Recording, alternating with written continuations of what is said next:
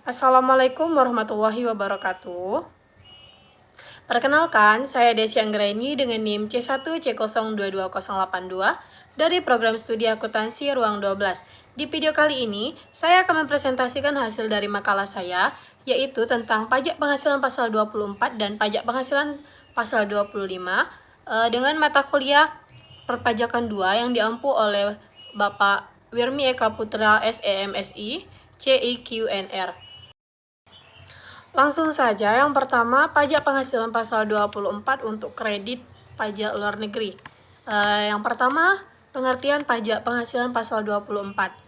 Pajak penghasilan pasal 24 adalah peraturan yang mengatur hak wajib pajak untuk memanfaatkan kredit pajak mereka di luar negeri untuk mengurangi nilai pajak terhutang yang dimiliki di Indonesia, sehingga jumlah pajak yang harus dibayar di Indonesia dapat dikurangi dengan jumlah pajak yang telah mereka bayar di luar negeri, asalkan nilai kredit pajak di luar negeri tidak melebihi hutang yang ingin dibayar di Indonesia.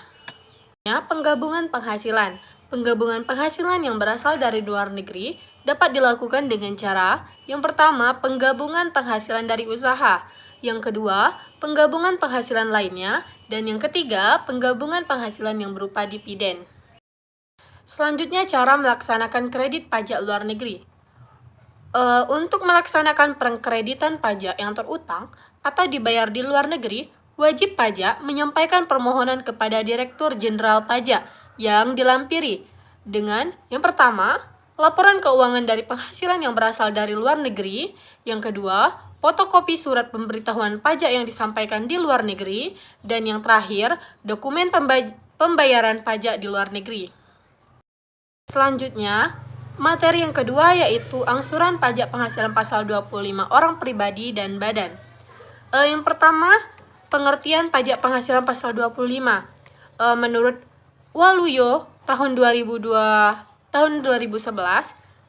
mengenai pajak penghasilan pasal 25 yaitu merupakan angsuran pajak penghasilan yang harus dibayar sendiri oleh wajib pajak setiap bulan dalam tahun pajak berjalan.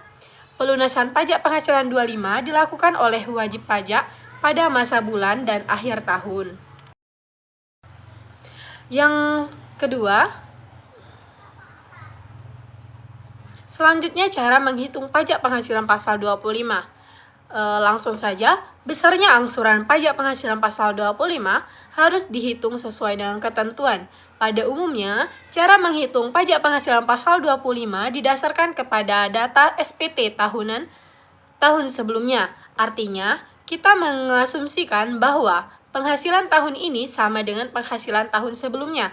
Tentu saja, nanti akan ada perbedaan dengan kondisi sebenarnya ketika tahun pajak sekarang sudah berakhir. Selisih tersebutlah yang kita bayar sebagai kekurangan pajak akhir tahun. Itulah video presentasi dari makalah saya. Apabila ada kekurangan, saya mohon maaf. Saya akhiri. Wassalamualaikum warahmatullahi wabarakatuh.